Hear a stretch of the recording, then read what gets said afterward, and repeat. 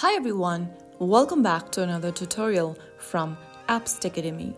Today in this episode we will be learning how to add promo code on Bolt. Using promo codes on Bolt can help you save money on rides, unlock discounts, or enjoy special offers. So let's get started. First of all, launch open the Bolt application on your smartphone and make sure that you're logged into your account.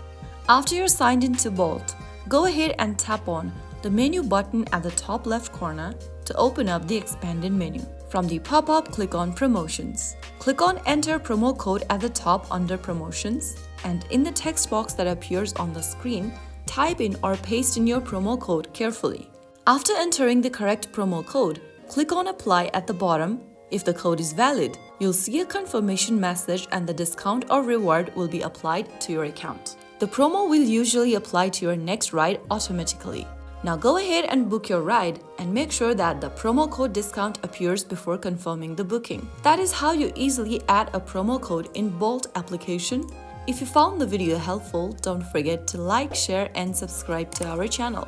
I will be back again in the next episode. Thank you for watching.